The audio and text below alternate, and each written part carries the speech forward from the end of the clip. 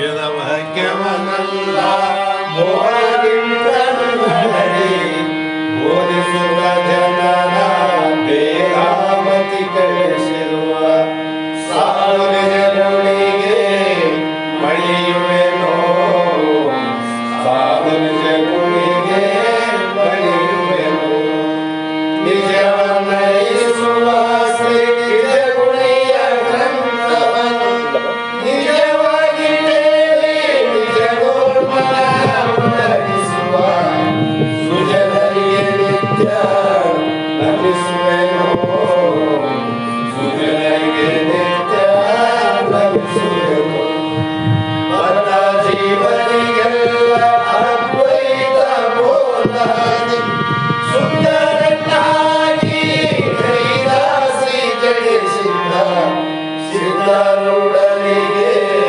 ಮತನಕ್ಕೆ ಸಿದ್ಧಾರೂಢನಿಗೆ ಮತನಕ್ಕೆ ಬಾಳ ಬಲವೇ ರಾಮಕ್ಕೆ ಸರಿ ಬಾಳ ಗರ್ಜನೆ ಕೇಳುವ ತನಕ ಬಾಳ ಮೂಗುತ್ತಲಿಪ್ಪವೇ ಶಾಸ್ತ್ರವೆಂಬುವ ನಲಿಗಳು ಬಾಳ ಶಕ್ತಿಯ ಶುಭ ಗರ್ಜನೆ ಬಾಳ ಕೇಳಿದ ಬಳಿಕ ಕೂಗಲು ಬಾಳ ಕೇಳಲು ಬೇಕು ವೇದಾಂತ ಶಾಸ್ತ್ರಗಳು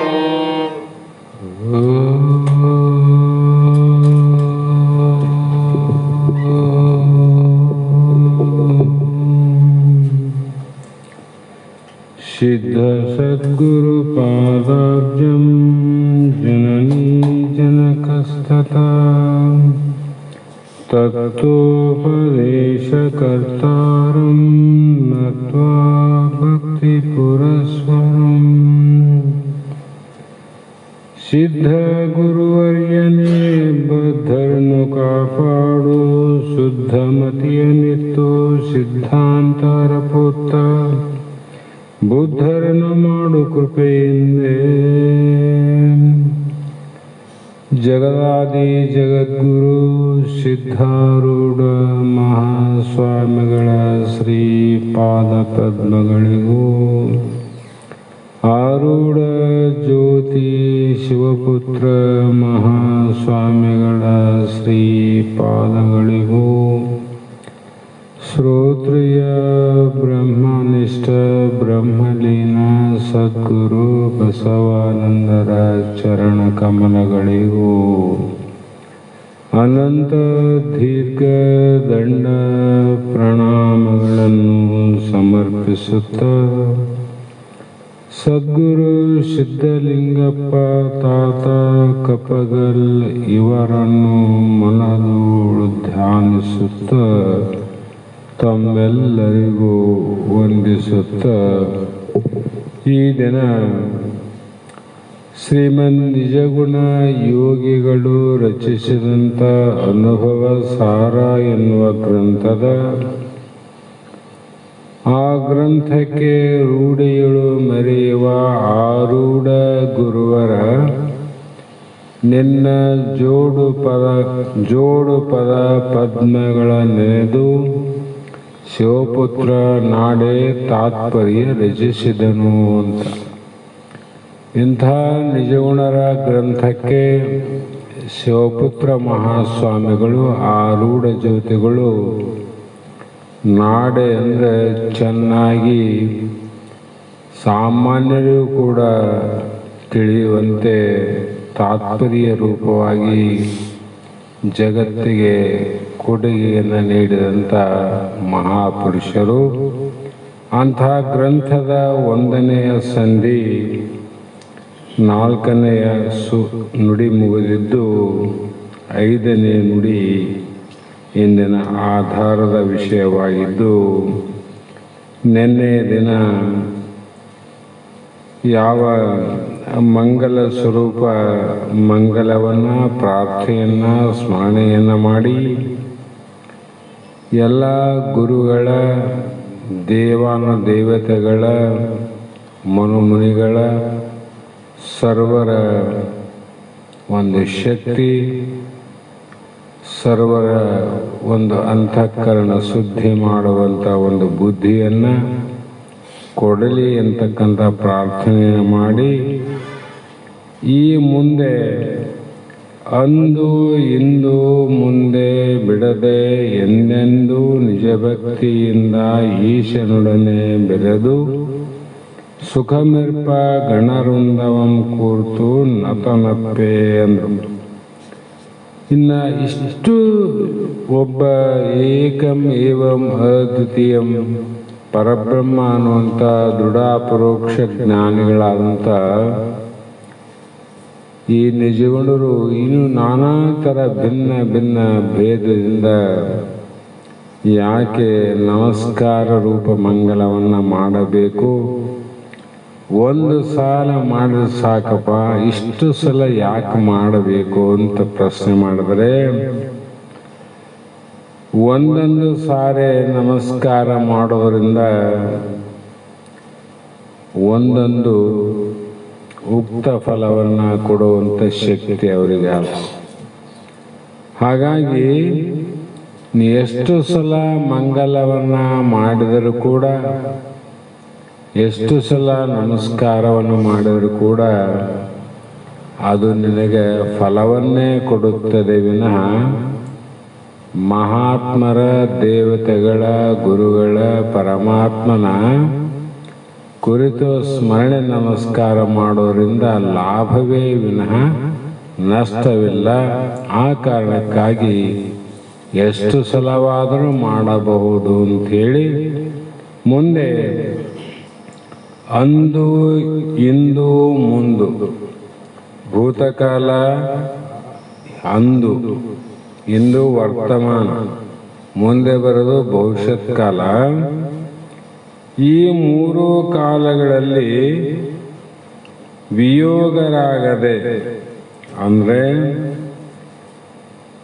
ಬಿಡದೆ, ಯಾವಾಗಲೂ ಬಿಡದೆ ನಿಜವಾದ ಭಕ್ತಿಯಿಂದ, ನಮಗೆ ಕಷ್ಟ ಬಂದಾಗ ಭಕ್ತಿ ಮಾಡಿದ್ವಿ, ಸುಖವಾಗಿದ್ದಾಗ ತುಚ್ಛ ಮಾಡಿವಂದರೆ ಮನುಷ್ಯನಷ್ಟು ಅಜ್ಞಾನಿಯಲ್ಲ ಆ ಪರಮಾತ್ಮ ಅಂತ. ಅವನು ತಿಳಿಲಾರ್ದು ಏನೂ ಇಲ್ಲ. ನಿನ್ನ ಕಪಟ ಭಕ್ತಿ ಗೊತ್ತಾಗ್ತದೆ, ನಿಷ್ಕಪಟ ಭಕ್ತಿನೂ ಗೊತ್ತಾಗ್ತದೆ. ಆ ಕಾರಣ ಯಥಾರ್ಥವಾದ ಭಕ್ತಿ ಅಂದು ಇರಬೇಕು, ಇಂದು ಇರಬೇಕು, ಇವತ್ತು ಇದ್ದದ್ದು ಮುಂದನೇ ಇರಬೇಕು. ನಮಗೆ ಅನುಕೂಲ ಆದಾಗ ಭಕ್ತಿ ಮಾಡಿದ್ವಿ, ಅನಾನುಕೂಲ ಮಾಡಿದಾಗ ತುಚ್ಛ ಮಾಡಿದೀವಿ ಅಂದರೆ ಆ ಫಲ ನಿನಗೆ ಪ್ರಾಪ್ತಿ ಆಗೋದಿಲ್ಲ ಅಂತ. ಹಾಗಾಗಿ ಅವರು ತ್ರಿಕಾಲ ಪರಮಾತ್ಮನ ಅರ್ಥ ಏನು, ಒಳ ಅರ್ಥ ತ್ರಿಕಾಲ, ಹಿಂದೆನೂ ಇಂದು ಮುಂದು ಸದಾ ಕಾಲ ಪರಮಾತ್ಮ ನೀನು ಇರುವವನು ಅಂತ ತಿಳ್ಕೊಂಡು ಅದನ್ನು ಅರ್ಥವನ್ನು ಮಾಡಿಕೊಂಡು ಆ ಪರಮಾತ್ಮನಲ್ಲಿ ಐಕ್ಯರಾಗಿ ಆನಂದದಿಂದ ಇರುವಂಥ ಎಷ್ಟೋ ಪ್ರಮಥ ಗಣಗಳುಂಟು. ಅವತ್ತು ವಾರ, ಇವತ್ತು ವಾರ, ಮುಂದೂ ಇರ್ತಾರೆ. ಹಾಗಾಗಿ ಅಂಥ ಮುನಿ ವೃಂದದವರು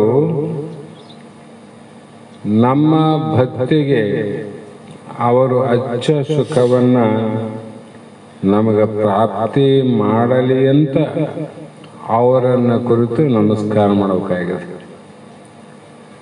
ಯಾರನ್ನು ಕುರಿತು ನಮಸ್ಕಾರ ಮಾಡಿದರೂ ಕೂಡ ಸುಖವನ್ನೇ ಬೇಡಿನ ವಿನಃ ಆನಂದವೇ ಕೊಡುವಂತ ಬೇಡರಂದರೆ ಯಾರಲ್ಲಿ ಬೇಡಬೇಕು ಅಂದರೆ ಆನಂದ ಬೇಡಬೇಕಾಗಿದ್ರೆ ಆನಂದ ಸ್ವರೂಪಗಳಲ್ಲೇ ಬೇಡಬೇಕು. ನಮಗೆ ಕೂದಲು ಬೇಕಾಗ್ಯಾವ ಕುರಿಯುವ ಅಂದರೆ ಕುರಿಗಾರನಲ್ಲಿ ಹೋಗಕ್ಕಲ್ಲ. ಉಣ್ಣೆ ಮಾಡೋಕ್ಕೆ ಕೂದಲು ಬೇಕಂದ್ರೆ ದನಗಳ ಮಾರಲ್ಲಿ ಹೋದರೆ ಉಣ್ಣೆ ಕೂದಲು ಸಿಗ್ತಾವ. ನಿನಗೆ ಉಣ್ಣೆ ಬೇಕಾದರೆ ಕುರಿಗಾರನ ಸಮೀಪನೇ ಹೋಗ್ಬೇಕು, ಅವನ ಹತ್ರ ಹೋಗ್ಬೇಕು. ಮತ್ತು ಬಟ್ಟೆ ಬೇಕಾದರೆ ಬಟ್ಟೆ ವ್ಯಾಪಾರ ಹತ್ರನೂ ಹೋಗ್ಬೇಕು. ಯಾವ ವಸ್ತು ಬೇಕಾಗ್ಯದಂದರೆ ಅವರಲ್ಲಿಗೆ ಹೋಗ್ಬೇಕು. ನಿನಗೇನು ಬೇಕಾಗ್ಯದ, ಆನಂದ ಬೇಕಾಗ್ಯದಂದರೆ ಆನಂದ ಸ್ವರೂಪಗಳಲ್ಲೇ ಹೋಗಬೇಕು ವಿನಃ ದುಃಖಿಗಳ ಸಮೀಪ ಹೋದರೆ ಆನಂದ ನಿನಗೆ ಪ್ರಾಪ್ತಿ ಆಗೋದಿಲ್ಲ. ಅದಕ್ಕಾಗಿ ಅಂಥ ಆನಂದ ಸ್ವರೂಪಗಳಲ್ಲಿ ನೀ ಸುಖವನ್ನು ಬೇಡಿದರೆ ಸುಖವನ್ನು ಕೊಡುವರು ಅಂತ ಭಾವದಿಂದ ಯಾವಾಗಲೂ ಪ್ರಮಥಗಣವು ಅಂದು ಇನ್ನು ಮುಂದೆ ಪರಮಾತ್ಮ ನೀನಂತೆ ಯಾಕೆ ತಿಳ್ಕೊಂಡ್ರು ಅಂದರೆ ಅವರು ಈಶ್ವರನನ್ನ ತಿಳ್ಕೊಂಡ್ರು. ಪರಮಾತ್ಮ ಅಂದರೆ ಯಾರು, ಪರಮಾತ್ಮ ಹೇಗಿದ್ದಾನ, ಅವನ ಸ್ವರೂಪ ಲಕ್ಷಣವೇನು ಅಂತ ಯಾವಾಗ ತಿಳ್ಕೊಂಡರ ಆವಾಗಲೇ ಪರಮಾತ್ಮನಲ್ಲಿ ಐಕ್ಯ ಆಗಿರೋರು. ಅವರಲ್ಲಿ ನಮಗಿದ್ದಂಗ ಜೀವ ಪರಮಾತ್ಮರ ಭೇದ ಇಲ್ಲ, ಅವರಲ್ಲಿ ಅಭೇದ ಅದ. ಆ ಕಾರಣ ಅವರು ಅಭೇದಾರಿ ಅಂತ ಹೇಳ್ತಾರೆ. ತಿಳಿಯೋದಕ್ಕಿಂತ ಮುಂಚೆ ಭೇದವಾಗಿದ್ರೇನು, ತಿಳಿದ ಮೇಲೆ ಅಭೇದ, ತಿಳಿಯೋದಕ್ಕೆ ಮುಂಚೆ. ಆದರೆ ತಿಳಿಯೋದಕ್ಕಿಂತ ಮುಂಚೆ ಬೇರೆಯಾಗಿ ಇರಲಿಕ್ಕೆ ಬೇಕು, ಏನಾದ್ರು ಅನುಭವಕ್ಕೆ ವೃದ್ಧ ಆಗ್ತದೆ. ಬೇರೆಯಾಗಿ ಇರಲಿಕ್ಕೆ ಬೇಕು. ಹೀಗಿದ್ದು ತ್ರಿಕಾಲದಲ್ಲಿ ಅಭಿನ್ನವಾಗಿರುವರೆಂದು ಹೇಳುವುದು ಅಸಂಭಾಂತ ನೀವಂದ್ರೆ. ಗುರುಗಳು ಹೇಳ್ತಾರೆ, ಸ್ವಲ್ಪ ಆದರೂ ಕೂಡ ಅಲ್ಲಿ ಅಸಂಭವ ಇಲ್ಲ, ಭೇದ ಇಲ್ಲವೇಲ್ಲ. ನೀನು ಹೇಳಿದ ಪ್ರಕಾರ ತಿಳಿದಕ್ಕಿಂತ ಮುಂಚೆ ಬೇರೆ ಇದ್ದ, ತಿಳಿದ ಮೇಲೆ ಐಕ್ಯತೆ ಸಂಭವ ಆದಾಗ ಐಕ್ಯರಾದರು ಅಂದರೆ ಮತ್ತೆ ದ್ವೈತಾಪತಿ ದೋಷ ಬರ್ತದೆ. ಹಾಗಾಗಿ ಹೇಗೆಂದರೆ ಸುಕ್ತಿಯಲ್ಲಿ ರಜತವ ಕಂಡು ಇದೇನೆಂದು ವಿಚಾರಿಸುವಾಗ ಸುಕ್ತಿ ಗೋಚರವಾಗಲು ಇದರಲ್ಲಿ ಬೆಳ್ಳಿಯು ಮೊದಲು ಇಲ್ಲ. ಕಪ್ಪೆ ಚಿಪ್ಪಿನಲ್ಲಿ ಬೆಳ್ಳಿ ಕಂಡದಲ್ಲ, ಇದೇನಂತ ವಿಚಾರ ಮಾಡಿದಾಗ ಬೆಳ್ಳಿ ಮೊದಲು ಇಲ್ಲ, ನಿನಗೆ ಕಂಡಾಗನಿಲ್ಲ, ತಿಳಿದಾಗನಿಲ್ಲ. ತ್ರಿಕಾಲದಲ್ಲಿ ಇರುವುದು ಚಿಪ್ಪೆ ವಿನಃ ಬೆಳ್ಳಿ ಅಲ್ಲಿ ಇಲ್ಲವೇ ಇಲ್ಲ, ಆದರೂ ತೋರದ ಬಿಟ್ಟಿಲ್ಲ. ಅದರಂತೆ ನಾನಾರು ಪರಮಾತ್ಮ ಎಂದರೆ ಯಾರು ಎಂದು ವಿಚಾರ ಮಾಡಲು ಯಾವ ಮಹಾತ್ಮರು ತತ್ವಮಸಿ ಎಂಬ ವಾಕ್ಯದಿಂದ ಶೋಧ ಮಾಡಿದರು. ಕಪ್ಪೆ ಚಿಪ್ಪಿನಲ್ಲಿ ಏನು ಶೋಧ ಮಾಡಿದರು? ಯಾರು ಇರುವಂಥ ಚಿಪ್ಪಿನಲ್ಲಿ ಚಿಪ್ಪಿನ ಅಧಿಷ್ಠಾನ ಜ್ಞಾನ ಆಗದೆ ಬೆಳ್ಳಿಯ ಆಶ್ರಯ ಜ್ಞಾನ ಆಗಿದೆ. ಆಶ್ರಯ ಜ್ಞಾನ ಆಗಿರಲಿಲ್ಲ, ಅಧಿಷ್ಠಾನ ಯಾವುದು? ಚಿಪ್ಪು. ಈಗ ಅಲ್ಲಿ ಏನು ಹುಡುಕಿದ್ರು? ಬೆಳ್ಳಿ ಹುಡುಕಿದವರು. ಬೆಳ್ಳಿ ಶೋಧನೆ ಮಾಡಿದರು. ಶೋಧನೆ ಮಾಡಿ ಮಾಡಿ ಕೊನೆಗೆ ನಿಶ್ಚಯ ಮಾಡಿದ್ರು ಬೆಳ್ಳಿ ಇಲ್ಲ. ಏನಾದ? ಚಿಪ್ಪಾದ.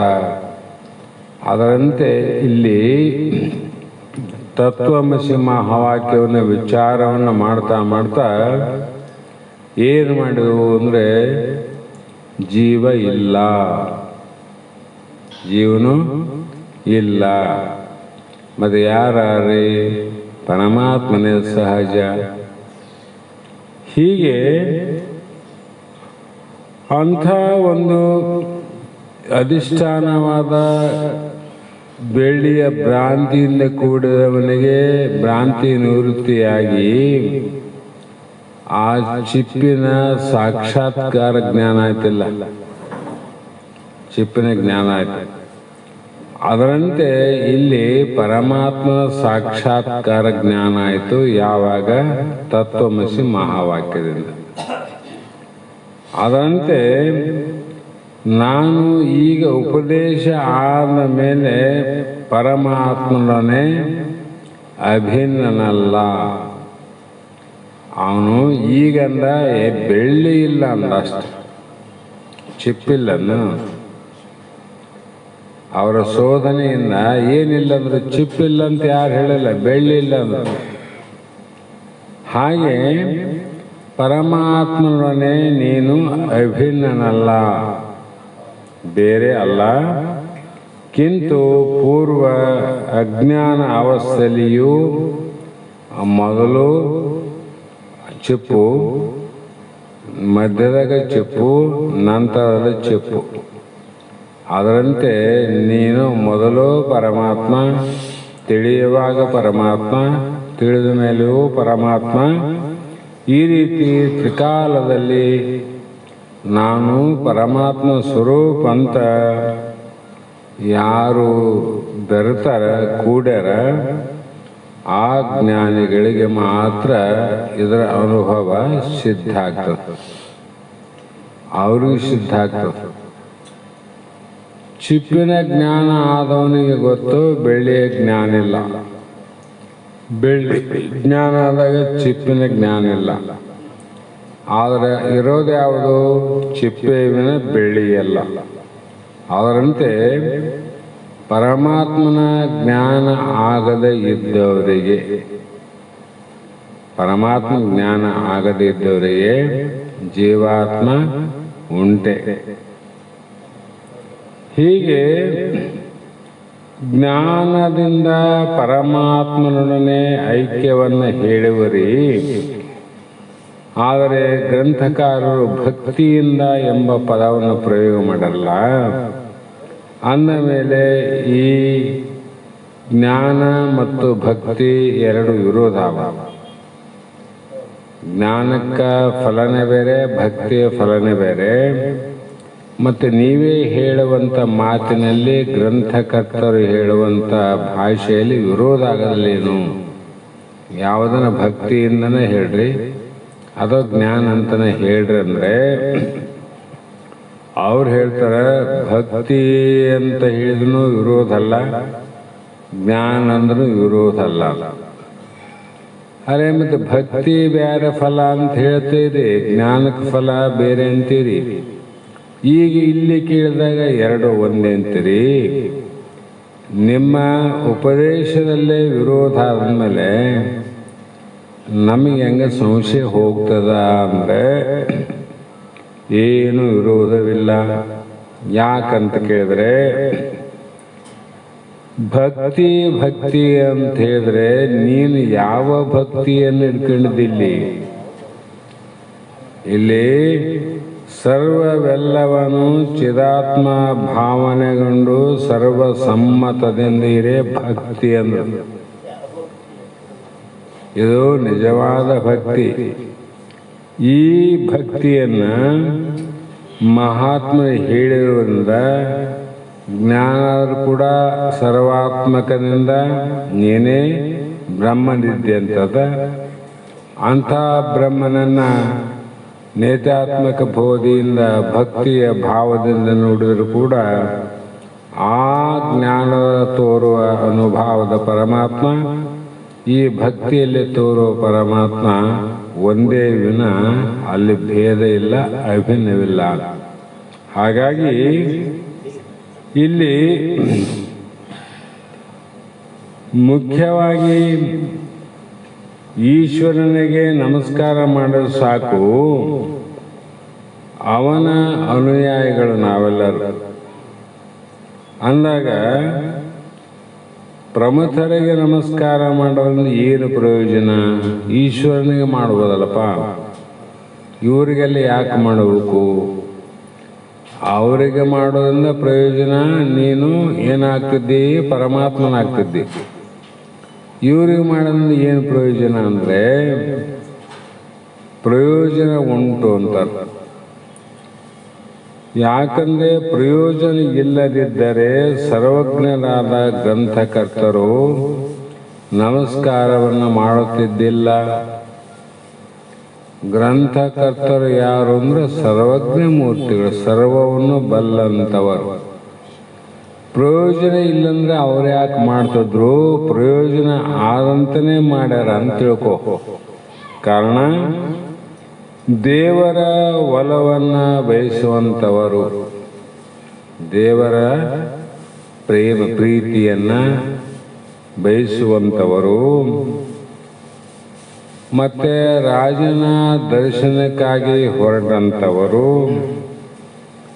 ಇವರು ಮೊದಲು ಯಾರನ್ನ ಒಲಿಸಿಕೊಳ್ಬೇಕಂದ್ರೆ, ರಾಜನನ್ನ ಭೇಟಿಯಾಗಬೇಕಾದ್ರೆ ಮೊದಲು ದ್ವಾರಪಾಲಕನ ಪ್ರೇಮವನ್ನು ಗಳಿಸ್ಬೇಕು. ದೇವರನ್ನ ಒಲಿಸಿಕೊಳ್ಳಬೇಕಾಯ್ದು ಮೊದಲು ಪೂಜಾರಿಯನ್ನು ಒಲಿಸಿಕೊಳ್ಬೇಕು. ಯಾಕಂದ್ರೆ ದೇವರು ವರ ಕೊಟ್ಟರು ಪೂಜಾರಿ ವರ ಕೊಡಲ್ಲ ಅಂತಾರಲ್ಲ, ಅಂದ್ರೆ ಪೂಜಾರಿ ಕೈಯಲ್ಲಿ ಆದಂತ ಅರ್ಥ ಆಯ್ತು. ದ್ವಾರಪಾಲಕನ ಒಂದು ಪ್ರೀತಿ ನೀನು ಪಡೀಲಿಲ್ಲ ಅಂದ್ರೆ ನೀನು ಸುದ್ದಿನೇ ರಾಜನ ಮುಡ್ಸಂಗಿಲ್ಲ. ನೀನು ಹೊರಗೆ ನಿಂತ ಹೋಗ್ಬೇಕು ವಿನ ಏನು ಕಾರ್ಯ ಆಗಿರಲ್ಲ. ಅದೇ ರೀತಿಯಾಗಿ ಪರಮಾತ್ಮ ಸಾಕ್ಷಾತ್ಕಾರದ ಅಪೇಕ್ಷೆ ಉಳ್ಳವರು, ಪರಮಾತ್ಮ ಸಾಕ್ಷಾತ್ಕಾರ ಮಾಡಿಕೊಳ್ಳಬೇಕಂತ ಅಪೇಕ್ಷೆ ಉಳ್ಳವರು ಮೊದಲು ಯಾರ ಕೃಪೆಯನ್ನು ಪಡೆಯಬೇಕು? ಪೂಜಾರಿ ಕೃಪೆ, ದ್ವಾರಪಾಲಕನ ಕೃಪೆ ಪಡೆದಂತೆ ಇಲ್ಲಿ ಮೊದಲು ಯಾರ ಪ್ರಮಥ ಗಣಗಳಿರಾರ ಅವರ ಕೃಪೆಯನ್ನು ಸಂಪಾದಿಸಲೇಬೇಕು. ಅವ್ರ ಕೃಪೆ ಇಲ್ಲದೆ ನಿನಗೇನಾಗಲ್ಲ ನೋಡು. ಆದ್ದರಿಂದ ಗ್ರಂಥಕಾರರು ಪ್ರಮಥ ವೃಂದವನ್ನು ಕುರಿತು ನಮಸ್ಕಾರ ಮಾಡ್ಯಾರಪ್ಪ. ಇಲ್ಲಂದ್ರೆ ಅವ್ರ್ಯಾಕೆ ಮಾಡಕ್ ಹೋಗ್ತಿದ್ರು ಅಂದ್ರೆ ಪ್ರಯೋಜನ ಏನಂತ ಕೇಳಿದಲ್ಲ, ಇದೇ ನೋಡು ಪ್ರಯೋಜನ. ಹಾಗಾಗಿ ಹೀಗೆ ಗ್ರಂಥಕರ್ತರು ಹೇಳಿದ್ದು ಸತ್ಯವಾಗಿದೆ, ಅದು ನಿಜವಾಗಿದೆ. ಮತ್ತು ಪರಮಾತ್ಮನ ಸಾಕ್ಷಾತ್ಕಾರ ಸ್ವರೂಪವನ್ನು ಮಾಡಿಕೊಳ್ಳುತ್ತಾ ಎಂಬ ಅರ್ಥವಲ್ಲ. ಮತ್ತೇನೆಂದರೆ ಪಾಠಕರು ವಿದ್ಯಾರ್ಥಿಗೋಸ್ಕರ ತಾವು ಅಕ್ಷರಗಳನ್ನು ತೀಡುವಂತೆ. ಶಾಲೆಯಲ್ಲಿ ಬೋಧ ಮಾಡ್ತಲ್ಲ ಮಾಸ್ಟ್ರು, ಅ ಆ ಈ ತಿದ್ದುತ್ತಾರೆ. ಅವ್ರಿಗೇನು ಗೊತ್ತಿಲ್ಲ. ಯಾರಿಗೋಸ್ಕರ? ಪಾಠಕರು ವಿದ್ಯಾರ್ಥಿಗಳಿಗೋಸ್ಕರ ತಾವು ಅಕ್ಷರವನ್ನು ತಿಳಿದಿರುವಂತೆ ನಮ್ಮೆಲ್ಲರ ಕಲ್ಯಾಣಕ್ಕಾಗಿ ಈ ಪ್ರಮಥ ಗಣ ಅವರೆಲ್ಲ ಇಂಥ ಕಾರ್ಯ ಮಾಡ್ತಾರೆ. ನಮಗೋಸ್ಕರ, ಹುಡುಗರಿಗೋಸ್ಕರ ಅಲ್ಲ ಮಾಸ್ಟರ್ ತಿದ್ದದ್ದು. ಅದೇ ರೀತಿ ಈ ಗ್ರಂಥ ಯಾವುದೇ ಕಾರಣದಿಂದ ವಿಘ್ನಗಳಿಗೆ ಒಳಗಾಗದೆ ನಿರ್ವಿಘ್ನತೆಯಿಂದ ಪೂರ್ತಿ ಆಗಲಿ, ಅದಕ್ಕೆ ಎಲ್ಲ ಪ್ರಮಥರ ದೇವಾನುದೇವತೆಗಳ ಗುರುಗಳ ಒಂದು ಕೃಪೆ ಇರಲಿ ಅಂತ ಉಳ್ಳವರಾಗಿ ಈ ಮಂಗಲ ರೂಪದಲ್ಲಿ ಎಲ್ಲರನ್ನ ಬೇಡಿಕೊಂಡಂತ ಪ್ರಸಂಗ. ತಮಗಾಗೆಲ್ಲ, ನಮಗಾಗಿ, ಮಾಸ್ಟರ್ ತನಗಾಗೆಲ್ಲ, ಮಕ್ಕಳಿಗಾಗಿ, ಮಹಾತ್ಮರು ತಮಗಾಗೆಲ್ಲ, ಅಜ್ಞಾನಿಗಳಿಗಾಗಿ. ಹೀಗೆ ಇದಕ್ಕೆ ಮೇಲಿಲ್ಲ ಎಂಬುದು ತಾನಾದ ಆವ ಸುಖ, ಅದನೊಮ್ಮೆ ತನ್ನ ಅರಿದೊಡೆ ಒಲಿದು ಈವ ಆತ್ಮ ಪದವನ್ನ ಮಾನಸದೊಳಗೆ ಎಂದರು. ಹೀಗೆ ಮಾಡುವುದರಿಂದ ಏನಾಗ್ತದಂದ್ರೆ,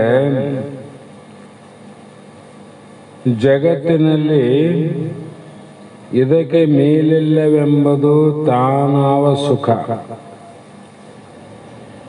ಸುಖಗಳು ಬಹಳ ಅವ.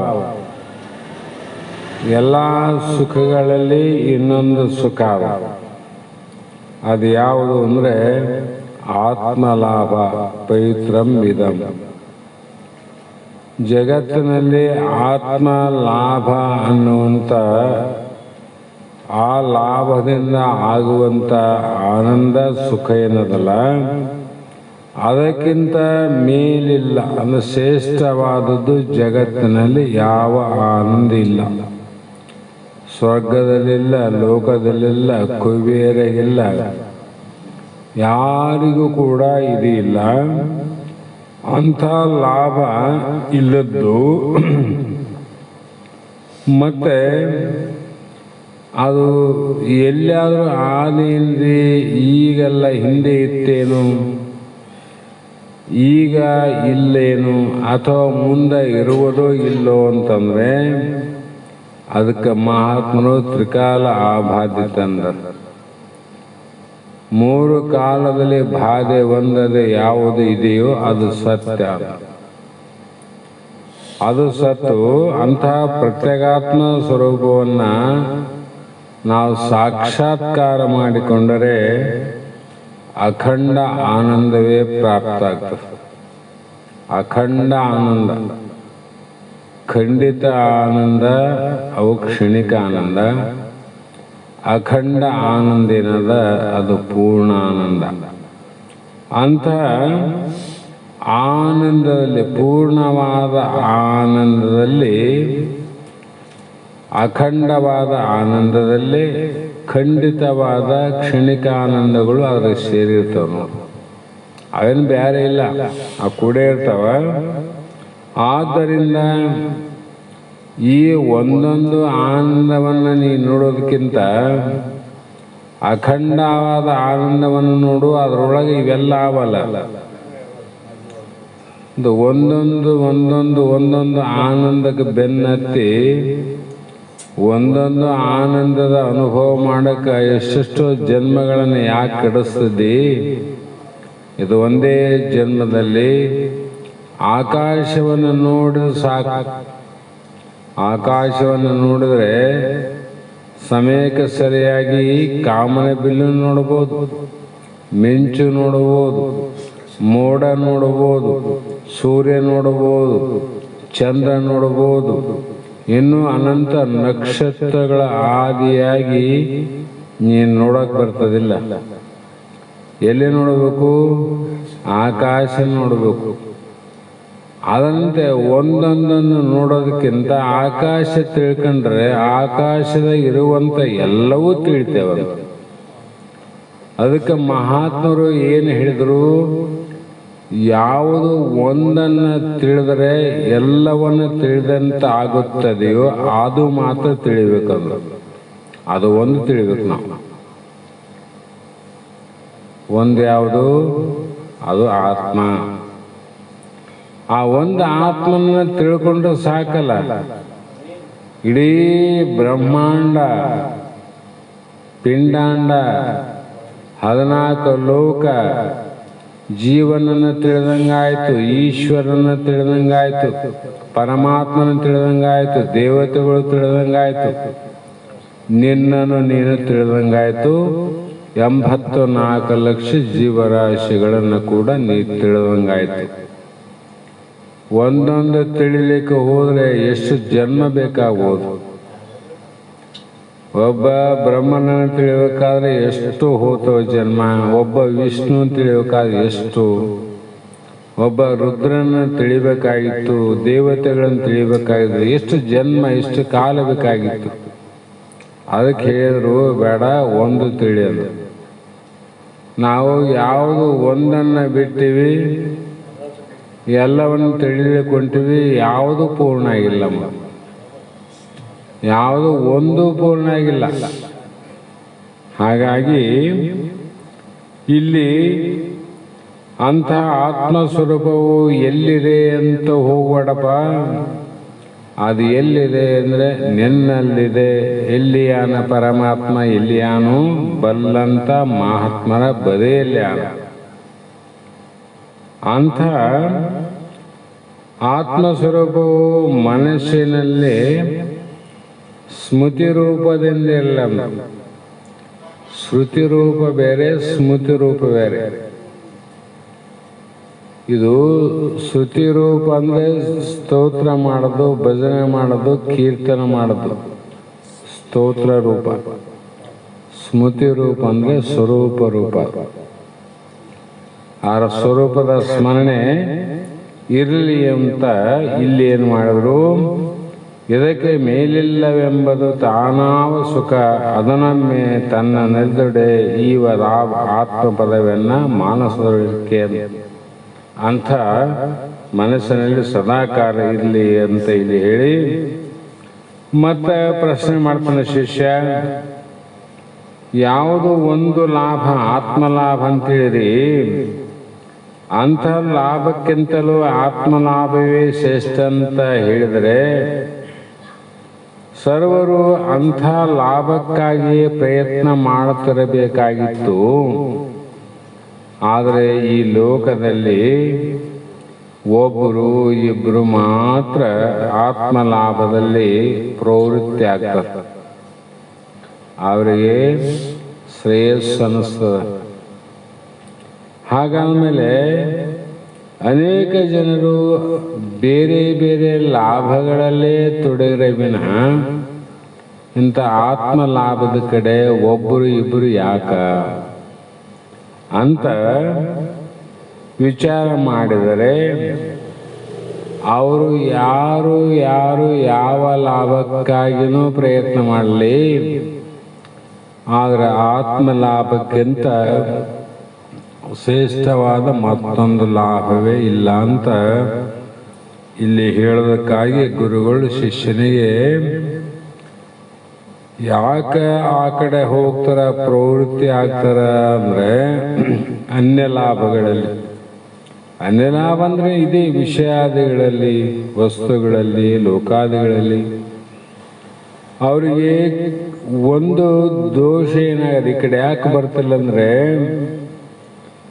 ಕಣ್ಣಿಗೆ ಕಾಣುವುದು ನಿಜವೆಂದು ನಾವು ಹೇಳಂಗಿಲ್ಲಲ್ಲ. ಯಾದೃಶ್ಯಂ ತನ್ನಷ್ಟಂ. ವೇದ ಶಾಸ್ತ್ರ ಪುರಾಣ ಆಗಮ ಪ್ರಮಥಗಣ ಮುನಿಗಳು ಋಷಿಗಳು ಗುರುಗಳು ಏನು ಹೇಳ್ತಾರೆ ಅಂದರೆ ಯದೃಶ್ಯಂ ತನ್ನಷ್ಟಂ. ಅದು ವಿಪರೀತವಾಗಿ ಕಾಣ್ತದೆ ಅವರಿಗೆ. ಕಾಣಲಾರ್ದನ್ನ ಹೇಳ್ತಾರಂದ್ರೆ ಅವ್ರಿಗೆ ವಿಪರೀತವಾಗ್ತದೆ. ಅದು ಸಾಧ್ಯ, ಸುಮ್ಮನೆ ಸುಳ್ಳು ಹೇಳ್ತಾವ. ಶಾಸ್ತ್ರ ಸುಳ್ಳು ಹೇಳ್ತಾವ. ಇದ್ರೆ ಕಾಣಬೇಕಾಗಿತ್ತು ಪರಮಾತ್ಮ, ಇದ್ರೆ ಆ ಬ್ರಹ್ಮ ಕಾಣಬೇಕಾಗಿತ್ತು. ಅದು ಸಾಕ್ಷಾತ್ಕಾರ ಮಾಡಿಕೊಂಡಾಗ ಮತ್ತು ನಾವು ಬ್ರಹ್ಮ ಸ್ವರೂಪ ಅಂದರೆ ನಮಗೆ ಬ್ರಹ್ಮಾನಂದ ಆಗಬೇಕಾಗಿತ್ತು. ಎಷ್ಟೆಲ್ಲ ಪ್ರಯತ್ನ ಮಾಡಿದ್ರೆ ಆಗೋದಿಲ್ಲ ಅಂತ ಆಗಿಲ್ಲ ಅಂದಮೇಲೆ ಸುಳ್ಳು ಹೇಳ್ತಾವಂತ ವಿಪರೀತ ಜ್ಞಾನ ಆಯ್ತು. ಹಾಗಾಗಿ ಶ್ರುತಿಗಳ ಮಾತು ನಿಜವಾಗಿಯೇ ಇದೆ. ವೇದ ಪ್ರಮಾಣಗಳು ಅವೇನು ಸುಳ್ಳಲ್ಲ, ನಿಜ. ಇಹಲೋಕ ಪರಲೋಕ ಭೋಗಾದಿಗಳ ಲಾಭವು ಅವ್ರಿಗೇನನ್ನಿಸ್ತಂದ್ರೆ ಪ್ರತ್ಯಕ್ಷ ಕಾಣಿಸ್ತ. ಈ ಲೋಕದ ಶ್ರೀಮಂತರನ್ನ ನೋಡ್ತಾರ, ರಾಜರನ್ನ ನೋಡ್ತಾರ, ದೊಡ್ಡ ದೊಡ್ಡ ಆಸ್ತಿ ಉಳ್ಳವ್ರನ್ನ ನೋಡ್ತಾರ, ಒಡವೆ ಉಳ್ಳವರ ನೋಡ್ತಾರ. ಇವೆಲ್ಲ ನೋಡಿದಾಗ ಅವ್ರಿಗೆ ಅನಿಸ್ತದ ಅವರು ಪ್ರಯತ್ನ ಮಾಡ್ಯಾರ, ಅದಕ್ಕಾಗಿ ಅವ್ರಿಗೆ ಲಾಭ ಆಗ್ಯದ. ಅದಕ್ಕೆ ನಾವು ಅದನ್ನ ಪ್ರಯತ್ನ ಮಾಡಬೇಕು ವಿನ ಇರಲಾರ್ದು ಪ್ರಯತ್ನ ಮಾಡಿದ್ರೆ ಅದು ದೊರೆಯುವುದೆಂದು, ನಮ್ಮ ಕೈ ಸಿಗದೆಂದು, ನಾವು ಆನಂದವಾಗಿ ಇರೋದೆಂದು ಅಂತ ವಿಚಾರ ಮಾಡಿ ಅವ್ರು ಹೇಳಿದ್ರು ಕೂಡ ಅವರ ಕಣ್ಣಿಗೆ ಕಾಣುವುದೆಲ್ಲ ಸಾತಿಶಯ ಕ್ಷಯ ಪತನ.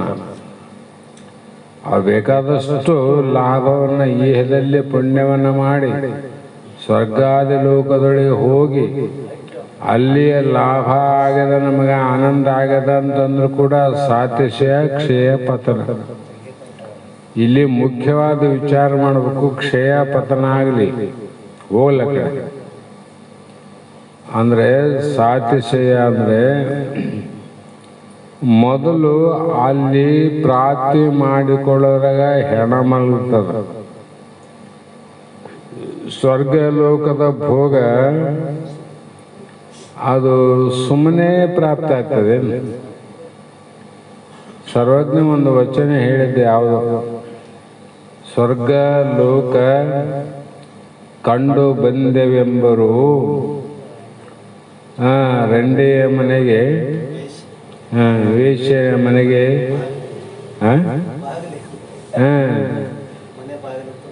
ವೇಶ್ಯೆಯರ ಓಣಿಯ ಮನೆವಾಗಲೇ ಸರ್ವಜ್ಞ.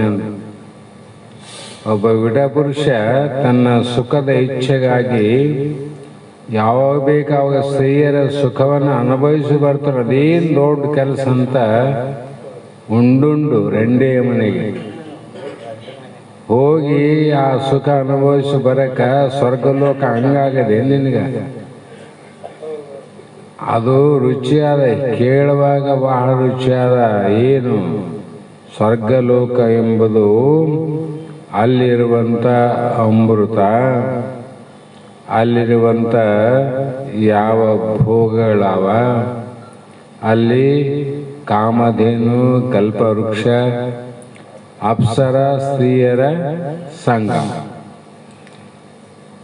ಅದು ಅಂದಾಗ ಅವನಿಗೆ ಅನಿಸ್ತದ, ಬಿಡು ಅಲ್ಲಿಷ್ಟು ಹೋಗಿ ನೋಡಿ ಬರಬಂದ್ರೆ ಈ ಓಣೆಗೆ ಹೋಗಿ ಬಂದಂಗ ಹಿಂಗೆ ಕಾಲಲ್ಲಿ ಹೋಗಿ ಹಿಂಗೆ ಬರೋದಲ್ಲ. ಅದೇ ಹೆಣ ಮಲಗುವಂಗ ಪುಣ್ಯ ಕಾರ್ಯವನ್ನು ಯಾರು ಮಾಡ್ಯಾರ ಅವ್ರಿಗೆ ಮಾತ್ರ ಅಲ್ಲಿ ಹೋಗಕ್ಕೆ ಸಾಧ್ಯ.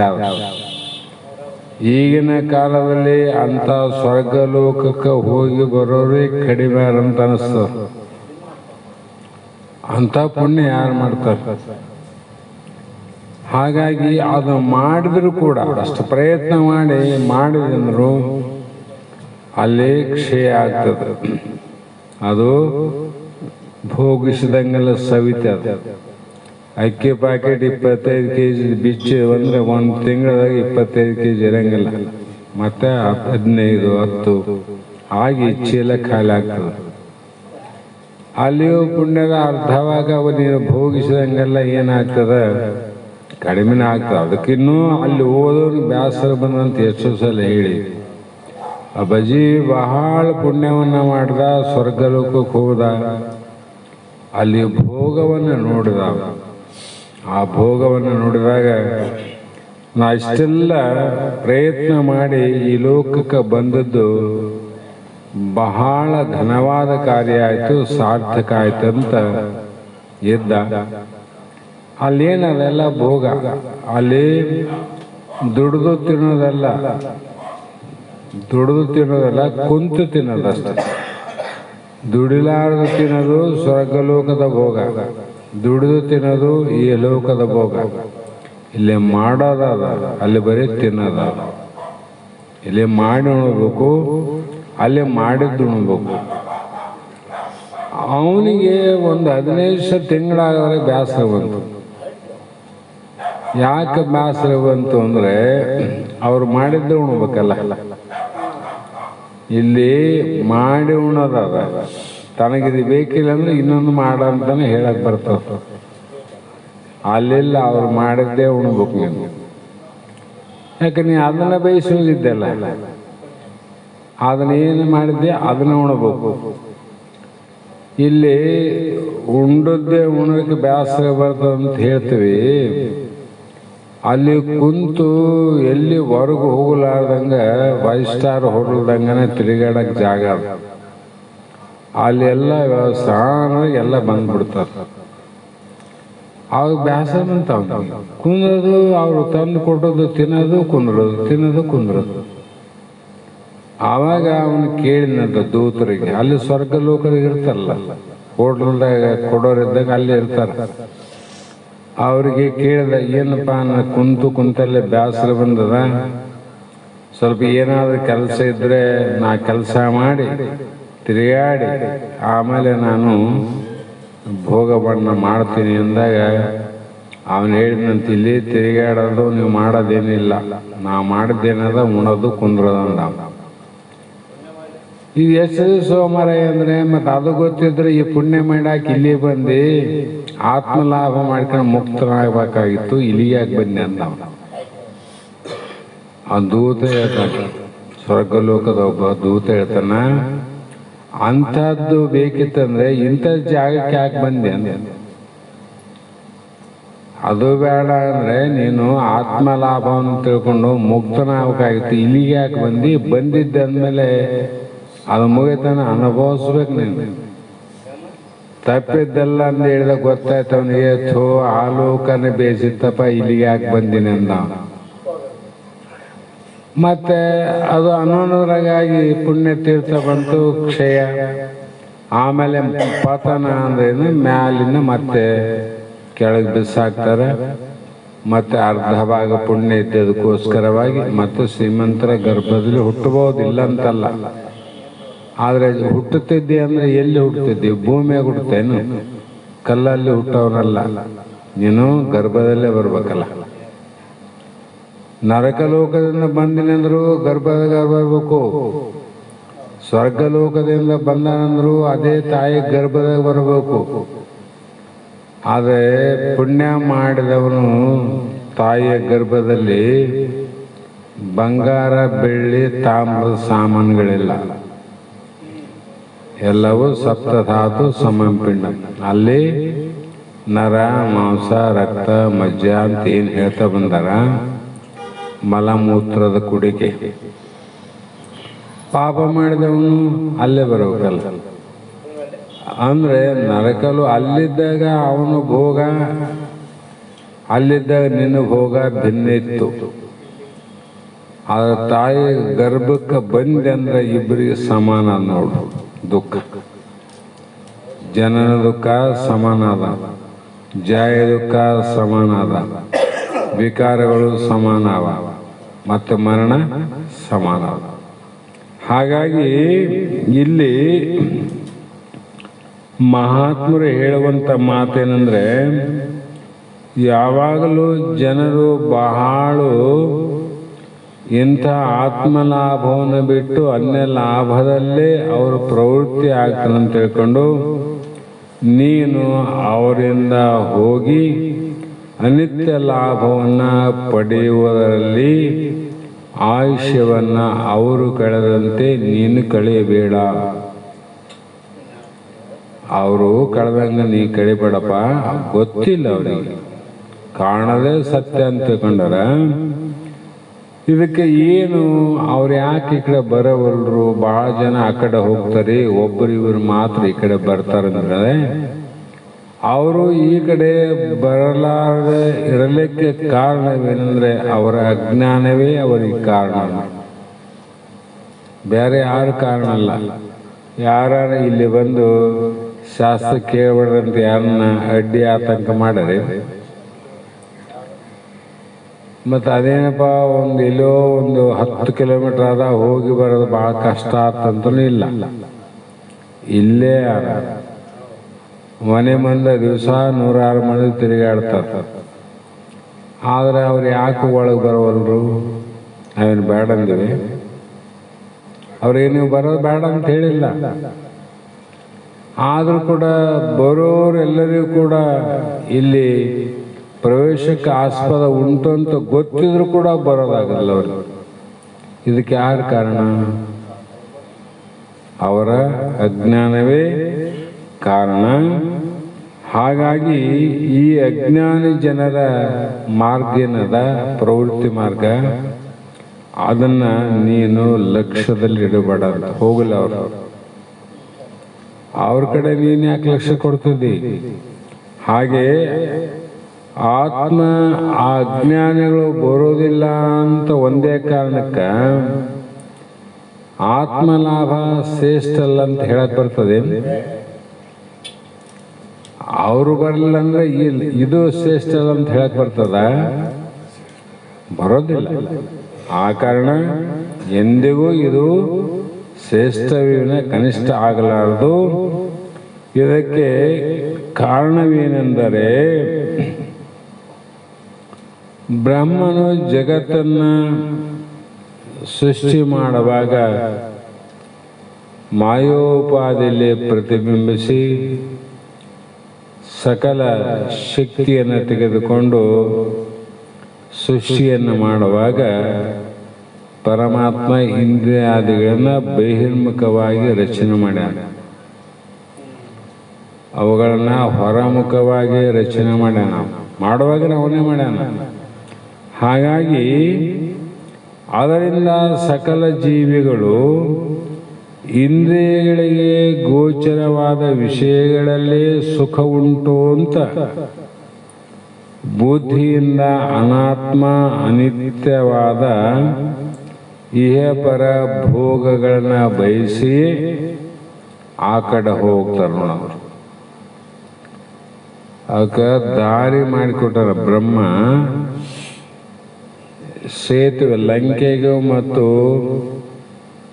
ರಾಮ ಸೇತುವೆ ಅಂತ ಅದಲ್ಲ, ಲಂಕೆ ಸೇತುವೆ ಕಟ್ಟಬೇಕಾದ್ರೆ ಅವೆರಡನ್ನ ಕೂಡಿಸೋದಕ್ಕಂದ್ರೆ ಈ ಕಡೆಯಿಂದ ಆ ಕಡೆ ಹೋಗ್ಬೇಕು, ಲಂಕೆ ಮುಟ್ಟಬೇಕಂದ್ರೆ ಸೇತುವೆ ಬೇಕೇ ಬೇಕು. ಜೀವನ ಹಿಂದಿನ ಪ್ರಾರಬ್ಧ ಕರ್ಮ ಅನುಸಾರವಾಗಿ ತನ್ನ ಏನು ಕರ್ಮಗಳವ ಕರ್ಮಗಳ ಸುಖ ದುಃಖವನ್ನು ಮುಟ್ಟಬೇಕಾದ್ರೆ ಜೀವನಿಗೆ ಒಂದು ಸೇತುವೆ ಬೇಕು. ರಾಮ ಹಂಗೆ ಹೋಗಿದ್ರೆ ರಾಮ ಸೇತುವೆ ಯಾಕೆ ಕಟ್ತದ್ದ? ಆ ಸೇತುವೆ ಇಲ್ಲ ಹೋಗಕ್ಕೆ ಬರಂಗಿಲ್ಲ. ಅದಕ್ಕೆ ಪರಮಾತ್ಮೆಯನ್ನ ಇಂದ್ರಿಯಾದಿಗಳೇ ಜೀವನಿಗೆ ದಾರಿ ನೋಡ್ರಿ. ಮನಸ್ಸಿಗೆ ಅದ್ರ ಮುಖಾಂತರ ಹೋಗ್ಬೇಕಲ್ಲ. ದಾರಿ ಆದ್ರೆ ಆರಾಮ ಹೋಗ್ತಾವು.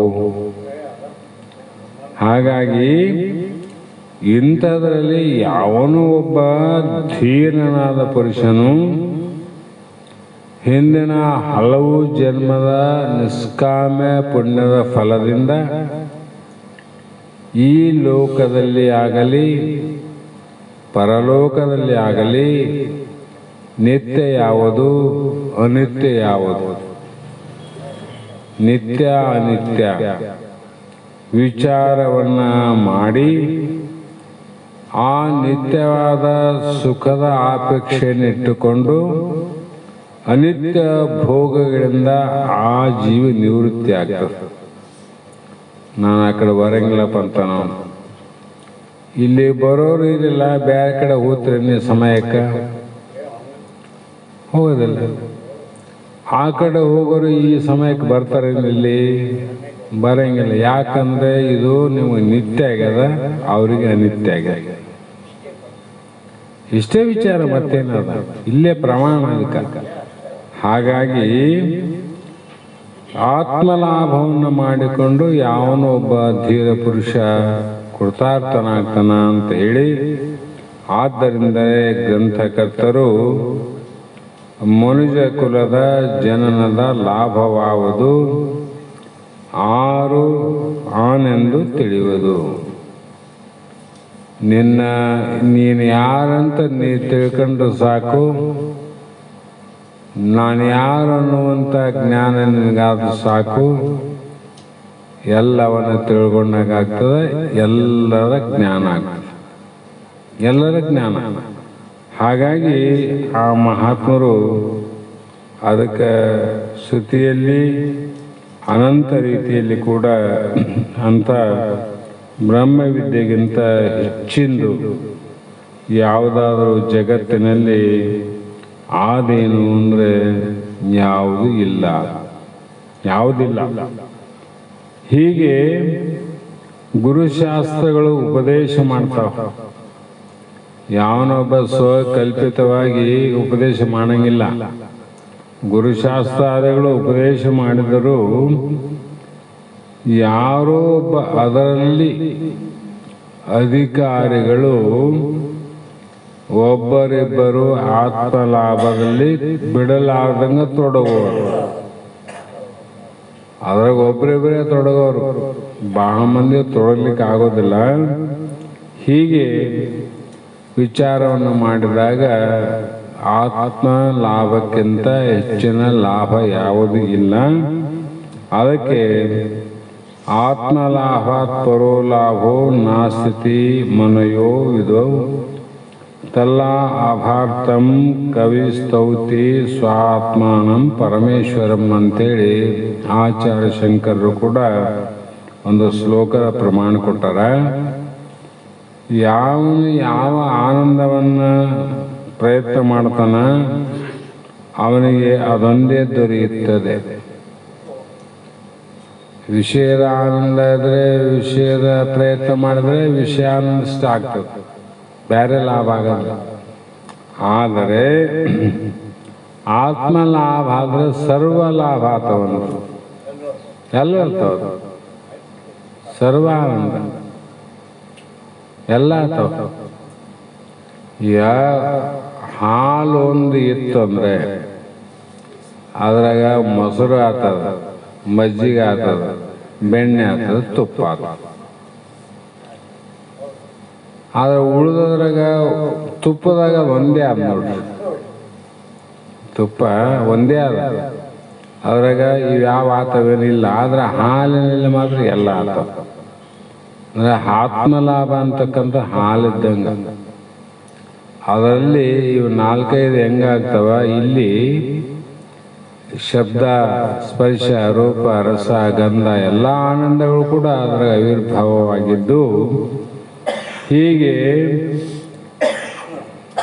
ಸಹಸ್ರ ಸಂಖ್ಯೆಯಲ್ಲಿ ಶತಸಂಖ್ಯೆಗಳು ಅಂತರ್ಭೂತಗಳಾದಂತೆ ಒಂದು ಸಮುದ್ರ ಸ್ನಾನದಲ್ಲಿ ಯಾವತ್ತೂ ನದಿಗಳ ಸ್ನಾನ ಫಲವು ಅಂತರ್ಭೂತವಾದಂತೆ ಗಜದ ಹೆಜ್ಜೆಯಲ್ಲಿ ಅನ್ಯ ಹೆಜ್ಜೆಗಳು ಅಂತರ್ಭೂತವಾದಂತೆ ಎಷ್ಟು ಪ್ರಮಾಣ ಕೊಡ್ತಾರೆ.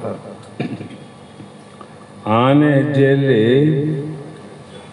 ಉಳಿದು ಎಷ್ಟೋ ಅನಂತ ಹೆಜ್ಜೆಗಳು, ಹುಲಿ ಹೆಜ್ಜೆ ಇರಲಿ, ನರಿ ಹೆಜ್ಜೆ ಇರಲಿ, ಆಕಳ ಹೆಜ್ಜೆ ಇರಲಿ, ಇರುವೆ ಹೆಜ್ಜೆ ಇರಲಿ, ಅದ್ರ ಒಳಗಾವಿಲ್ಲ.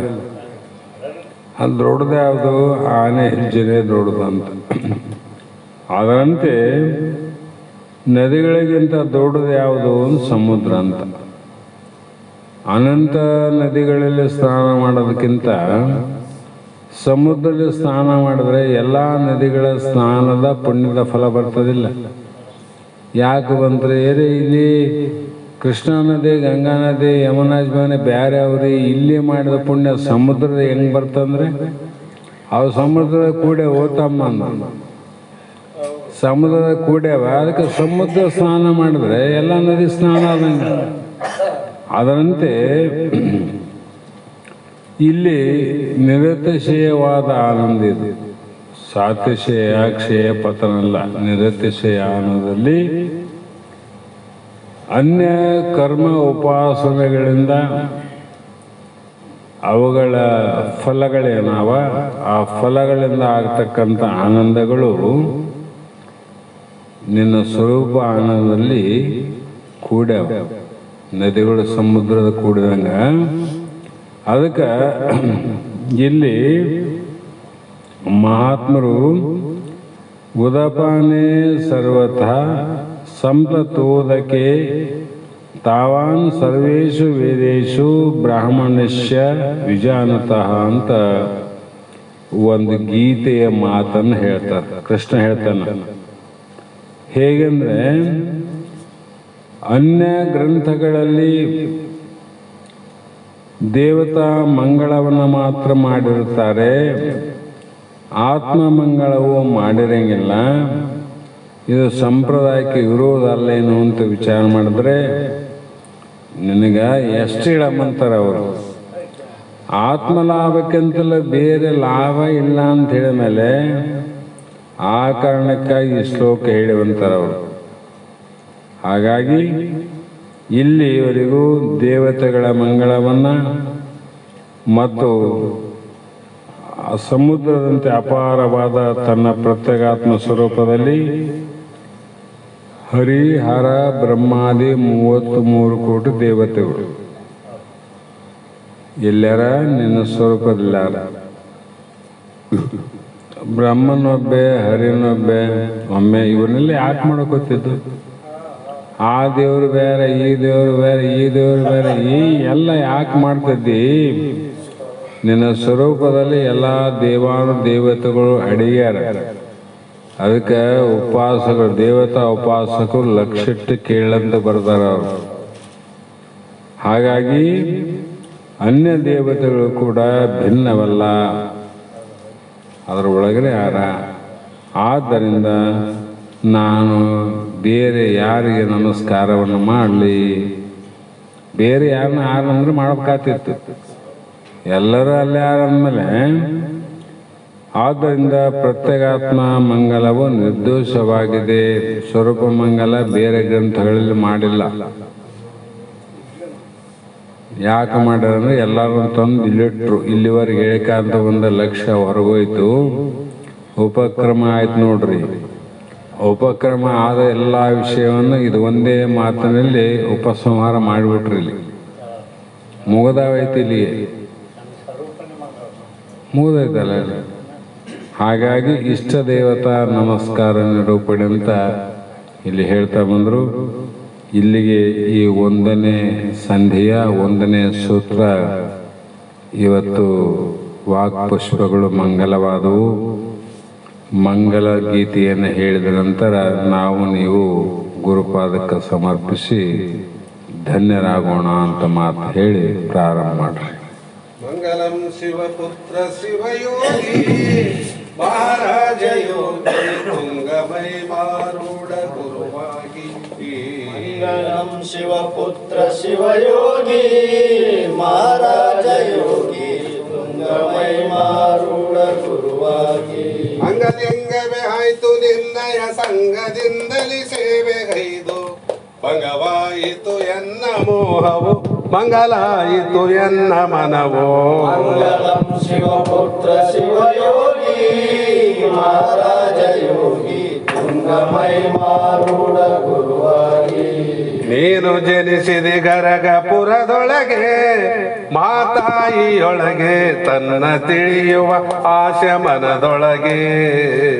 ನೀನು ಜನಿಸಿದೆ ಗರಗಪುರದೊಳಗೆ ಮಾತಾಯಿಯೊಳಗೆ ತನ್ನ ತಿಳಿಯುವ ಆಶೆ ಮನದೊಳಗೆ. ಮನದ ಮೈಲಿಗೆ ಕಳೆದು ಹೋಗಲು ನಾನು ಎನ್ನುವ ಅರ್ಥವರಿಯಲು ಬಾನು ತೆರದಿ ಒಳೆವ ಸದ್ಗುರು ಸಿದ್ಧ ಗುರುವಿನ ಪಾದ ಪಿಡಿದೆ. ಮಂಗಲಂ ಶಿವಪುತ್ರ ಶಿವಯೋಗಿ ಮಹಾರಾಜ ಯೋಗಿ ತುಂಗಮೈ ಮಾರೂಢ ಗುರುವಾಗಿ. ಬ್ರಹ್ಮನಿರುವನು ಜಗದ ತುಂಬೆಲ್ಲ ಅವನಿಲ್ಲದಿಲ್ಲ ಅಮ್ಮು ನಳಿಯದೆ ತಿಳಿಯ ಕಳವಲ್ಲ. ಬ್ರಹ್ಮನಿರುವರು ಜಗದ ತುಂಬೆಲ್ಲ ಅವನಿಲ್ಲದಿಲ್ಲ ತಿಳಿಯ ಕಳವಲ್ಲ. ಸುಮ್ಮನಾಗದು ತನಗೆ ಮುಕ್ತಿಯು ನೆಮ್ಮಿ ಶ್ರುತಿ ಗುರು ಶಾಸ್ತ್ರ ಯುಕ್ತಿಯು ಬೊಮ್ಮನರೆದು ಧನ್ಯರಾದೆವು ನಮ್ಮ ಗುರು ಶಿವಪುತ್ರ ದಯದಿ. ಮಂಗಲಂ ಶಿವಪುತ್ರ ಶಿವಯೋಗಿ ಮಹಾರಾಜ ಯೋಗಿ ತುಂಗಮೈ ಮಾರೂಢ ಗುರುವಾಗಿ. ತುಂಗಮೈ ಮಾರೂಢ ಗುರುವಾಗಿ. ಹರವೋಂ ಚೈತನ್ಯಂ ಶಾಶ್ವತಂ ಶಾಂತಂ ವ್ಯೋಮಾತೀತಂ ನಿರಂಜನಂ ನಾದಬಿಂದುಕಲಾತೀತಂ ತಸ್ಮೈ ಶ್ರೀ ಗುರವೇ ನಮಃ. ಶ್ರೀಮಜ್ಜಗದ್ಗುರು ಸಿದ್ಧಾರೂಢ ಮಹಾರಾಜ್ ಕಿ ಜೈ. ಶ್ರೀ ಸದ್ಗುರು ಶಿವಪುತ್ರ ಸ್ವಾಮಿ ಮಹಾರಾಜ್ ಕಿ ಜೈ. ಶ್ರೀ ಸದ್ಗುರು ಬಸವಾನಂದ ಸ್ವಾಮಿ ಮಹಾರಾಜ್ ಕಿ ಜೈ. ಶ್ರೀ ಸದ್ಗುರು